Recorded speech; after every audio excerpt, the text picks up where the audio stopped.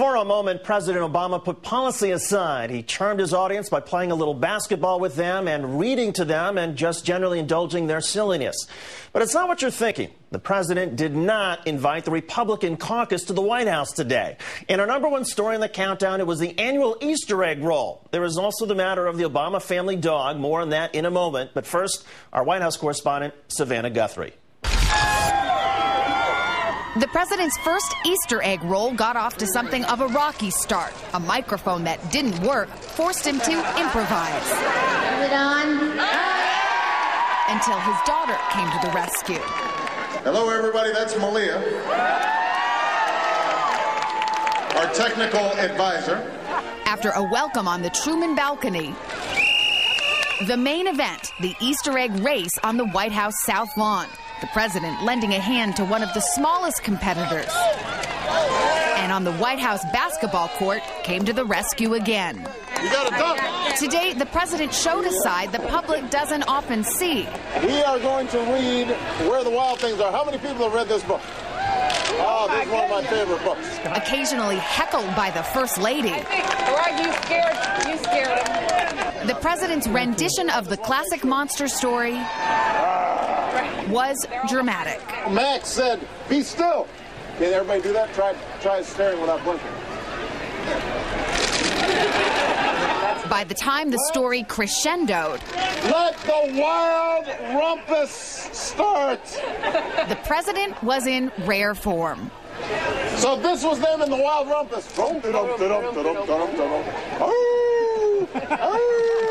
Not everyone witnessed the wild rumpus, but thousands were at the White House today. This year, tickets were distributed online for the first time, an estimated 30,000, the biggest crowd here ever. Tomorrow, the Obamas will host just one. The new first dog, Bo, officially comes home. Savannah Guthrie, NBC News, the White House. But while the official dog unveiling is tomorrow, many details have already leaked. It's a 6-month-old Portuguese water dog given to the Obamas by Senator Ted Kennedy. The pooch had been living with another family, but that was reportedly not a good fit. The dog is already running with the president, clearly. It met with the family secretly a few weeks ago, according to the Washington Post. That was known as the meeting. Ooh.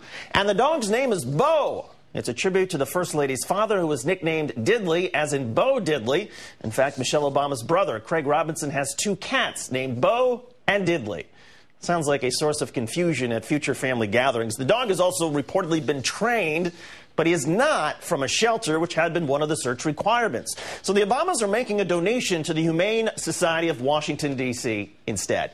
Let's bring in the White House reporter for Politico, Nia Malika Henderson. And Nia, thanks for your time tonight. The Easter egg roll first. Hey, we know that the president tried to use the bunny's ear for a microphone when the sound system temporarily went out, but were there other ways this was a quintessential Obama Easter egg roll?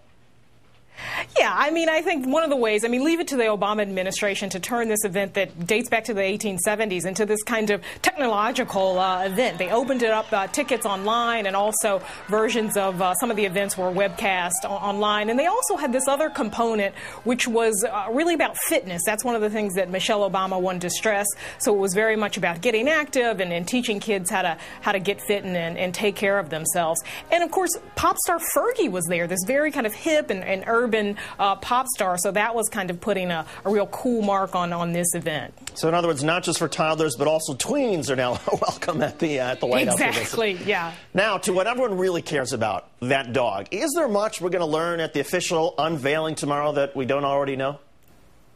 Probably not. We're going to get a sense of, what this little guy is made of tomorrow when he has his photo op and tons of people will be there. Maybe he'll wear his lei again. And maybe we'll find out if he's a biter. If everybody remembers, Barney was not too kind to some reporters and bit them and sometimes had to walk around the White House lawn with a muzzle because he would kind of nip at some of the other dogs. So we'll see what this little guy is made of on tomorrow when he finally is unveiled. And he's available for his close-up. Nia, what about these conspiracy theories that the Kennedys somehow carried out this conspiracy, that it really wasn't a bad fit with this other family, but by design the Obamas were already going to get this? How are they responding to that? Yeah, I mean, I don't think they're responding to it much at all. I mean, they've got this dog. It's a great fit for them. The kids clearly like it. It's got this cool name, Bo, which, kind of gives the dog a little bit of swagger. And we'll just have to see what Bo does. These first dogs often make a real large impression on the American public. If you remember, Millie, Barbara Bush's dog, actually had a book and made like $1 million on sales of that book. Actually, supposedly kind of co-wrote the book. So maybe Bo will have like his own like Twitter feed or a Facebook page. Or like a Barney cam, the way that Barney did. So wait and see. Barney, this dog's going to make quite an impression. And Nia, how much pressure are White House reporters under for, I don't know, doggy feature stories like where he sleeps? Does he obey the commander-in-chief? Right. Do the girls take good care of him? Does he snarl at Republicans? Does he do his thing in the right place? Right. Those are to come. I should be writing those down. If my editor's watching tonight, he's going to be expecting all those stories pretty soon. Nia Malika Henderson, White House reporter for Politico. Nia, nice to talk with you as always. Thanks for coming on. Good to see you, Dave. That will do it for this Monday edition of Countdown. I'm David Schuster in for Keith Olbermann. Thanks for watching, everybody.